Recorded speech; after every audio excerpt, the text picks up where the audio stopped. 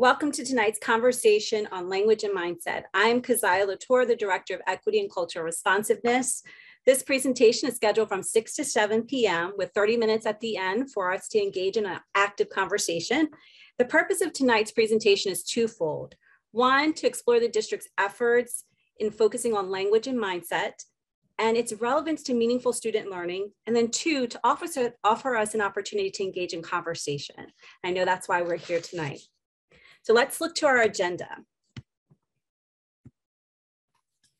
As you can see through the agenda, we are going to cover norms, our call to action, and continue on with the culture of belonging and dignity with questions for 30 minutes at the end. As we go through the beginning of the presentation from 6 to 7, it really provides us with an opportunity to understand and see what our practitioners are learning in the classroom, what our administrative team is learning as well in terms of our community building. So in terms of norms, I like to start there.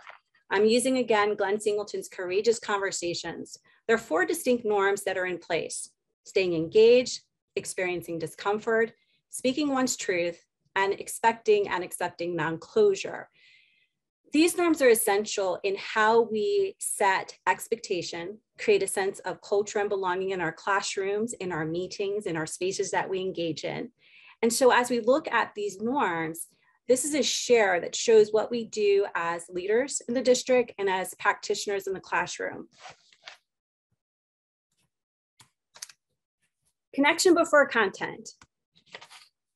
Something else that we do in the classroom is really important, and that's making sure that we build relationships and that we're connecting with our staff, our students. And so tonight, I just like to know who's here. If you have a student in a district at the middle school, elementary school, or the high school, just note that in our chat box tonight. Thank you. The connection before content is important because, again, as we focus on our responsiveness to our students and also on building a culture of belonging, establishing meaningful relationships, these intentional relationships are essential. So the connections that we can make at the beginning of our lesson is so essential in letting our students know that we care about them, we see them, and that's important in the work that we're doing currently in Wissahickon School District. A call to action. So when we look at this call to action, it's really important because it establishes what we're focused on. As part of meaningful reflection, this enables us to ensure we are continually looking for what's in the best interest of all students, and that we are intentionally looking for their potential. And once we find that potential, we're cultivating it. So the call to action here today, when we're looking at the importance of language and mindset, is really calling us forth to look at and challenge our assumptions about children and to reframe our way of thinking and speaking about them and to them. So the question comes up as to then, what is deficit thinking or negative beliefs? And so when we look at these deficit thinking and these negative beliefs, these are the spoken and unspoken assumptions about a student's lack of self-regulation or ability to control their behavior, their ability or aptitude. And as we go over this on a daily basis, we hope to operate from a positive intent, using a strengths-based approach. But there may be times, however, situationally or individually, where that deficit mindset may creep up. And so it's very important for us to be aware of that. And that's part of the self-awareness work that we're doing as cultural practitioners in our district. So here are some examples of what we're talking about when we say deficit-based language or deficit-based thinking, that mindset. These are some phrases that one may hear. In terms of a student, there may be no parental support at home. I don't think there's anything else we can do. His father's the same way, and so forth. These are just examples of deficit-based language and that mindset. And so this form of thinking is harmful for 2 reasons. One, it can lead to educators assuming that nothing can be done to support the student. And 2, it can lead to educators lowering expectations for the student. And we know that research shows that when educators have high expectations for students, their students will rise to those expectations. In contrast, When educators hold low expectations for students, students are less likely to succeed.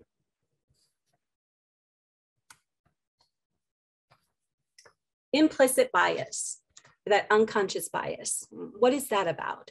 So when we're focusing on this, we're really focusing on those attitudes and beliefs that occur outside of our own conscious awareness and control. And this happens, or when it happens or manifests itself, it can come from that unconscious bias that may happen when we are going through a process and we're just totally unaware. And so reflection and self-awareness is important in the work that we're doing. Again, so when we're looking at these implicit biases, these are things that we may not be aware of, that we're not aware of. And so that self-awareness helps raise us to that conscious level where we can actually disrupt it. And so that's something that we're going to talk about when we're looking at the importance of language and mindset. In terms of the research that's out there, research shows that educators are more likely to engage in deficit thinking when working with students of color, students from lower socioeconomic backgrounds, students with disabilities, and students who are English language learners. This can lead to teachers unintentionally lowering expectations for students based on factors outside of the student's control. There's a lot of research that shows that teacher plays a central role in helping students feel connected to school and having a positive sense of themselves as learners. Through the messages they send, and that is our teachers and our leaders, and the experiences that they forge or create in the classroom, teachers can really shape students' perceptions about school and their own achievement. So there's that correlation. As a construct, again, deficit thinking provides language for the dynamic that grants permission for educators to blame the students for their poor performance.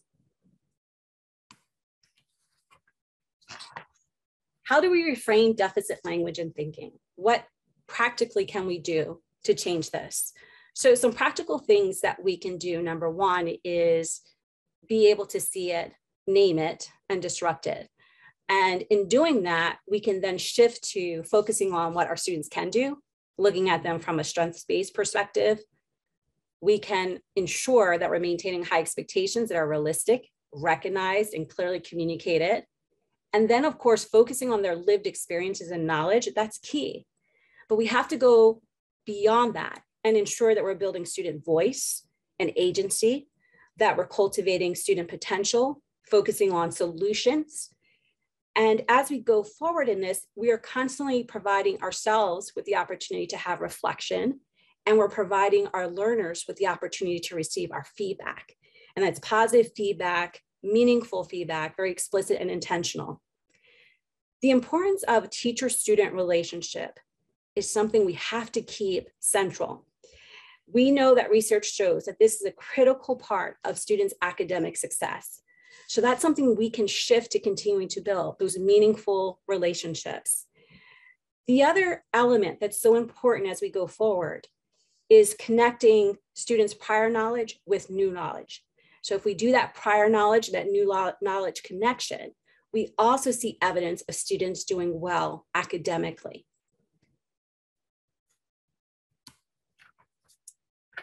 So in delving into other shifts, her parents never taught her how to behave, right? Deficit mindset, deficit language.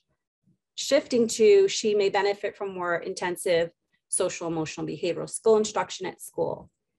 There are other examples of how we can make intentional shifts. And so as culturally responsive practitioners in our roles as classroom teachers, in our role as district leaders, we are mindful and reflective on how we can shift these modes of thinking, these mindsets and language so that we can empower our students and our staff and our families.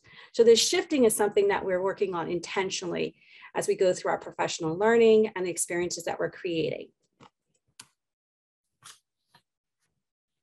So in terms of the research, we know that despite this unfortunate deficit thinking trend, solid research has been done on how educators can better serve students by fostering belonging.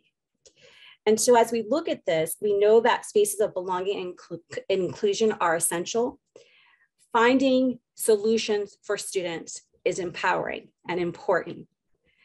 Working in partnership with families, students, and colleagues is key as we navigate away from deficit thinking, deficit mindset, deficit language.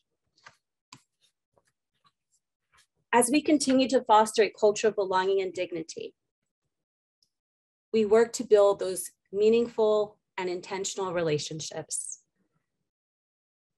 We invite students to share their lived experiences because research shows when we do that and we make those connections, that it helps with students in acquiring that new knowledge. We provide opportunities for storytelling. We know that it humanizes and challenges stereotypes, but it opens the door for individuals to be vulnerable and to learn from one another. We affirm people's identities in the curriculum that we teach, in how we deliver instruction, and in the classroom environment in our school community. We practice perspective taking, challenging othering, looking beyond one's own point of view, and this improves empathy and that sense of belonging that is essential. We foster opportunities for collaboration, cooperative learning, and group work. In doing so, we begin to make those intentional shifts that are very important in building that culture of belonging and building that strengths-based approach in how we view our students and our staff. As we continue to grow in our self-awareness, we know that primarily doing that internal work is essential. Being reflective is essential, and it's a best practice that we have as culturally responsive practitioners. We can therefore then move forward and continue to examine our policies that we've created, the programs that we have in place, and the practices that we employ.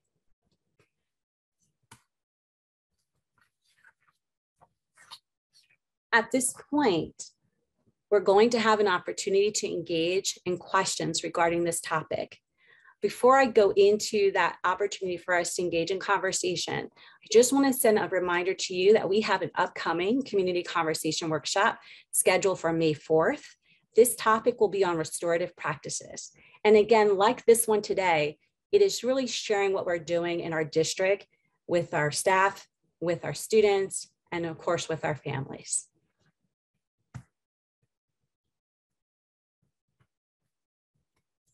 At this time, if you have any questions, please feel free to pose them. Actually, I do have a quick question. When it comes to the deficit thinking, how can we address educators or staff in the district who maybe need to extend that thinking towards families in the community, not just the student in the classroom? Absolutely. And it's the same thing. It's a great question, number one. And two, it's the same thing. We have to create those spaces of belonging, and we have to ensure that we're leveraging our families, our parents and guardians, their expertise, their experiences, because they know their children best, and they can help us in identifying their children's strengths, and we can work from that place and build upon those platforms, right? So it's really bringing them in. And also the family engagement piece is so essential. So we have to, as you said, not only do this as practitioners in the classroom, but be culturally responsive with our families. And so as we engage in these community conversations, it is to that effect that we want to make sure that we're building our families and parents and guardians into the work that we're doing, because we know that they're important stakeholders. And every parent, as with every student, has an essential role to play in Wissahickon School District. So we want them to feel that sense of belonging. So there's that whole shifting that has to take place. And it's still part of that internal work that needs to happen, and the professional learning and the intentionality of what we're doing. And that is ensuring that we're bringing our families in. And to that point, I also want to share that in the fall, we worked with our district leaders through what's called an equity leadership learning session. And we specifically targeted ways that we could actually do just what you're asking. And that is bring families in, create that sense of belonging and inclusion, but also be intentional in how we shift our mindset and our language when working with our families too. So it's a great question. Thank you very much. Do you think staff will get reminders and refreshers going into next school year, since we're approaching the end of this school year? Say it again, Lisa. I'm sorry, I couldn't hear you. Do you think staff will get reminders and refreshers going into next school year, since we're approaching the end of this school year? Yes, that's another important question, but absolutely. This is something that is ongoing. There is no, okay, we did it, boom, checklist, and it's done at the end of the year. This is our practice. This is who we are. And so it'll be something that we'll continue to explore next year, the year after, and the year after. And so we're continuing, because we need those intentional reminders, but we also need to know this is a call to our practice. This is our mindset now. This is how we do things here in Wissahickon School District. It's how we bring our families in, how we treat our students, how we treat our staff. So it becomes, again, normalized. And that's what we're looking forward to doing. And if a student or a family member has any question about whether or not they feel like they're being included, like what do you recommend in terms of their pathway to being heard? Should they contact the teacher, the building level administrator, or what should that look like? Yeah, that's another fabulous question. First step will always be, if it's classroom-based, I always recommend classroom teacher. Building base, and if you worked with the classroom teacher and are dissatisfied with the outcome, then the building principal. After the building principal, then of course you can take the next course of action and reaching out to central office, but there will always be a touch point person there to assist and to support. We, of course, at the building level want our families to reach out to us directly so we can make those personalized changes within our spaces. But again, those would be the route, like classroom teacher, building principal or administrator, can even be a counselor, someone there that they find as a trusted adult. And then also reaching out beyond that if they have not received the outcome or response that they were looking for. Thank you. I really appreciate that, because I think it's so important that families recognize that we're all in this together, and people want to help, people want to be part of the process, and we're all learning too, and don't always realize that there's a disconnect. So giving parents that encouragement to contact staff, to have conversations, I think is really, really important. I agree. I think it's essential. And we held a belonging session last Wednesday and had wonderful recommendations from the families regarding how we can move forward in continuing to create spaces of inclusion and belonging for our families. And I love the questions that you're posing, because again, it just reiterates the work that we need to continue to focus on. And it affirms the need for us to make sure that our families feel a sense of belonging and also know access points to verbalize any concerns or questions and so forth. So I appreciate your bringing that to light here with the question. Thank you. You're welcome. Well, I appreciate your joining us this evening. And should you have any additional questions, please don't hesitate to reach out to me. At this point, I'll conclude our presentation. I hope that you enjoyed it. Again, reach out to me should you have any questions. Thank you.